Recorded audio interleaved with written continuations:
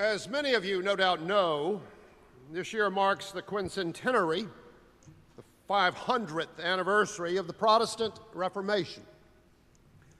Though for an event that played such an important role in shaping this modern world, there has been remarkably little notice taken of this anniversary, at least thus far this year.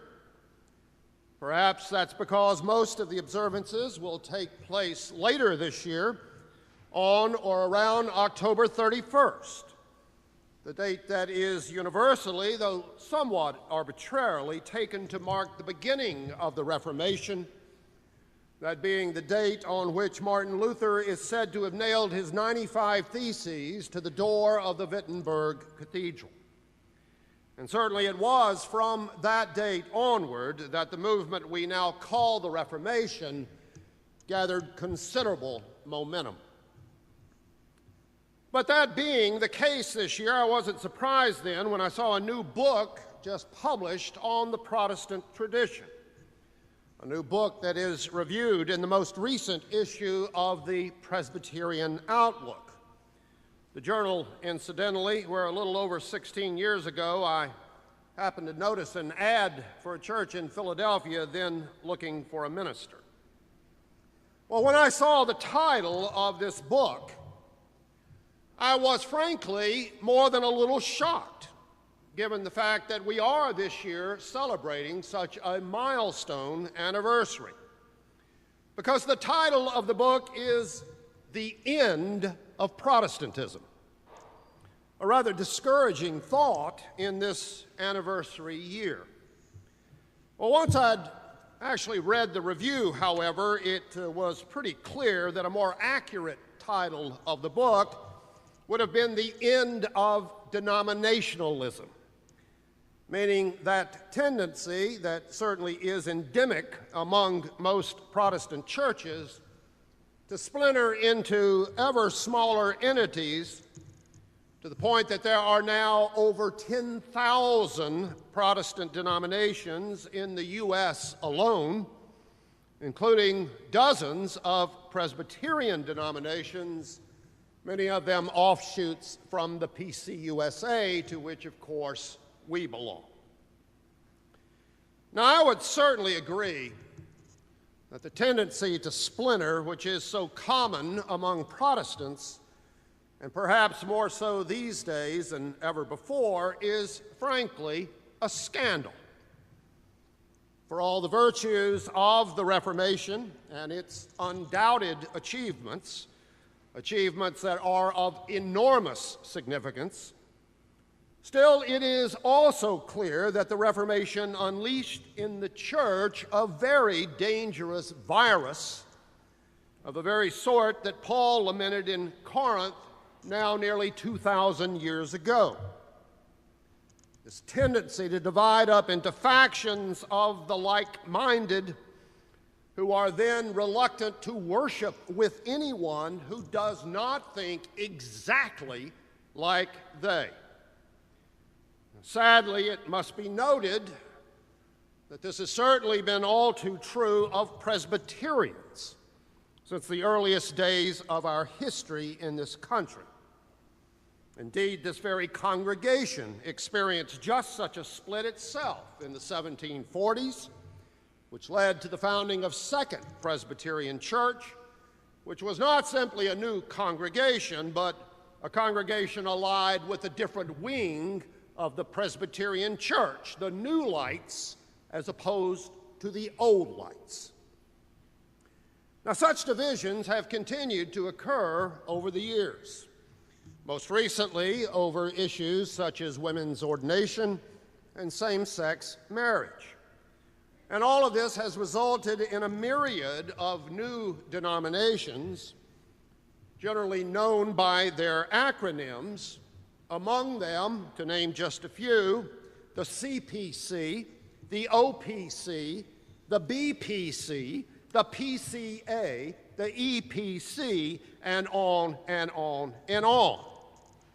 In fact, I have just this week been appointed to chair an administrative commission in our presbytery, which is charged with negotiating with one of our congregations, the Narberth Presbyterian Church, which has petitioned the presbytery to be dismissed to the newest one of these groups, one that calls itself the Evangelical Covenant Order of Presbyterians, though they simply go by the name ECO, which I have a sneaking suspicion is as much a branding move as it is anything else.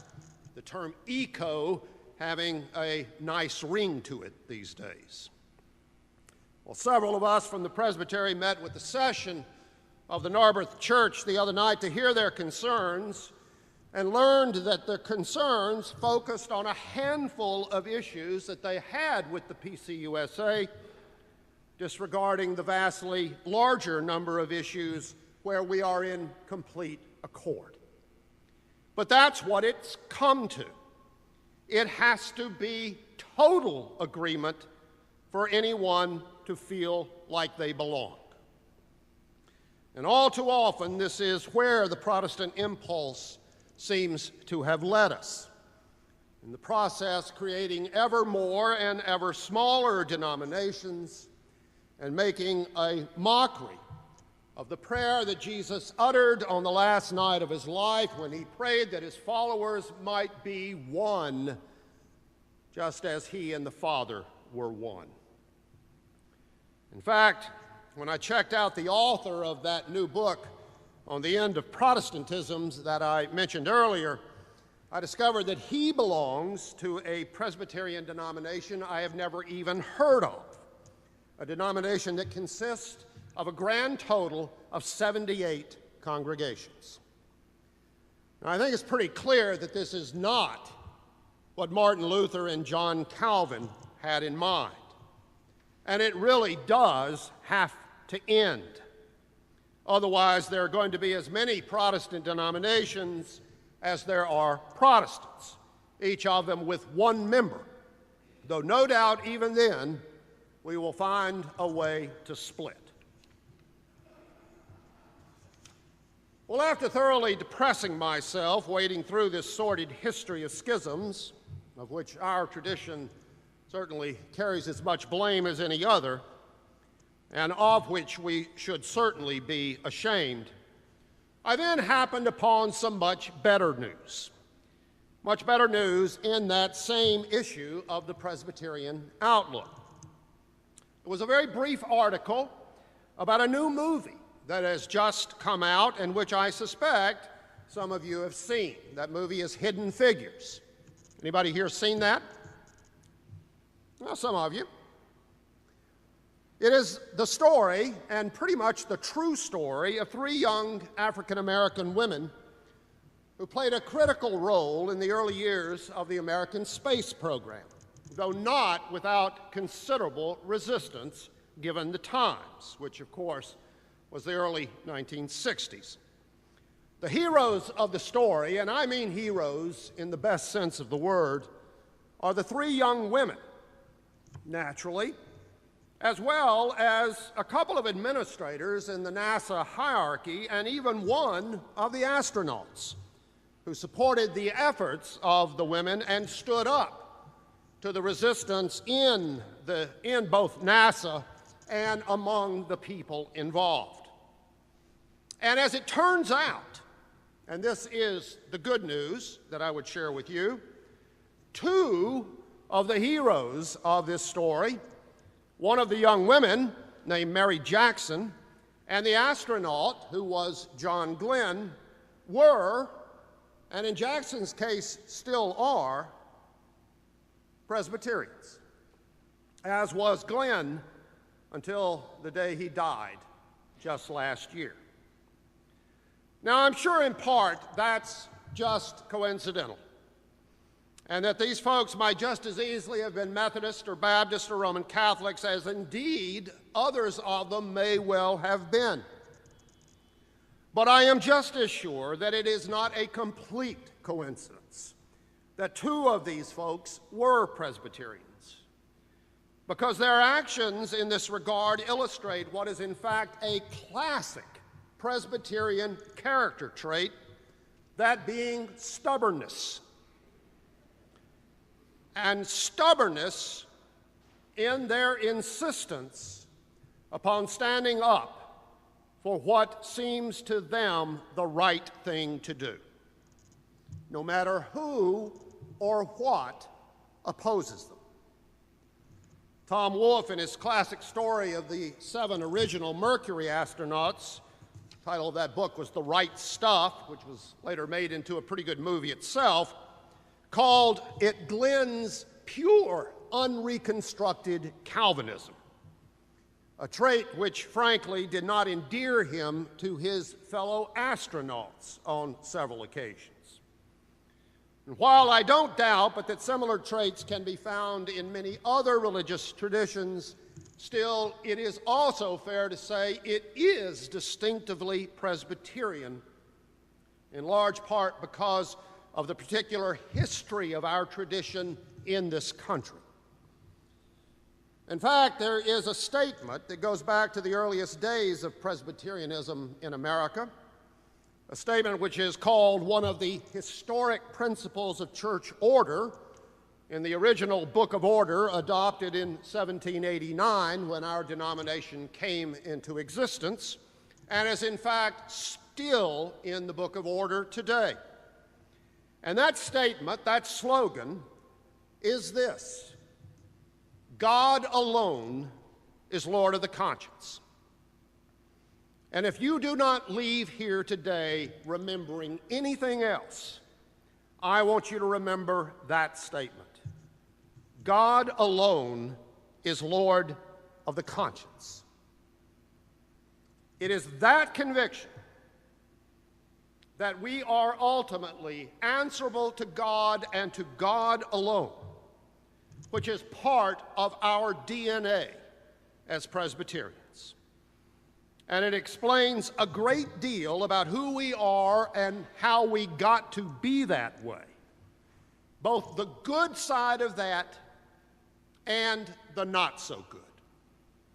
The good, precisely what we see in people like Mary Jackson and John Glenn and so many others over the years, including the Reverend Albert Barnes, pastor of this church in the 1830s, who held the Presbyterian Church's feet to the fire over slavery.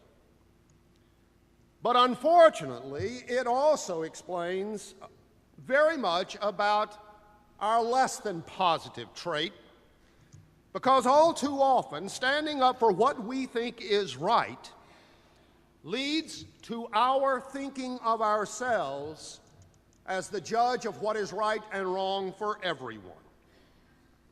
And when that happens, you end up with a church like ours that splits at the drop of a hat. Because whenever there's a disagreement, it's obviously because you're wrong. God alone is the Lord of my conscience, but I am the Lord of yours. All of this goes back to what Paul is talking about in 1 Corinthians, that when we make ourselves the judge of right and wrong for everyone else, then we're just thinking like human beings, and we're viewing the world and everything in it from the perspective of what Paul always calls the flesh, by which he means just our own mortal existence, our own tiny little slice of the entire human experience, which we have a tendency to think has equipped us to be the judge of everyone else. And that's why it's so important, Paul goes on to say in this letter, for us to listen to the Spirit, which in practice means keeping our eyes on the big picture so that we're constantly reminded what a small little piece of it we are, as well as the importance of listening to others, and certainly not just listening to the ones we agree with, which is why it's so dangerous for us to listen to others only if and only as long as they're in complete agreement with us. Because when we do that, it's pretty much nothing but listening to ourselves and to the ever smaller number of people who think just like us, which tragically is exactly what's happening in the church today, and even more so in the larger society. And that is why I think it is so important, indeed it is absolutely vital, that we preserve a place where we can worship and work with people who don't think just like us, but who with us share a common purpose and a common goal, even though we may disagree on the means to get there. But it is only by working together, by listening to each other and learning from each other, that we will ever be the church that Jesus Christ died to establish. That we will ever be the church that can truly be that city upon a hill that provides a beacon for all the world to see how people can live together in harmony. Where we can be the church, where I can stand up for what I think is right, and so can you. A church that values the existence of a dissenting opinion, because we know what it is to be dissenters. Because that's how we started, and we remember what it feels like. So today, let us work to be a church where people can work together and worship together, but don't all think just exactly alike. In the name of the Father, and of the Son, and of the Holy Spirit, to whom be all glory and honor now and forevermore.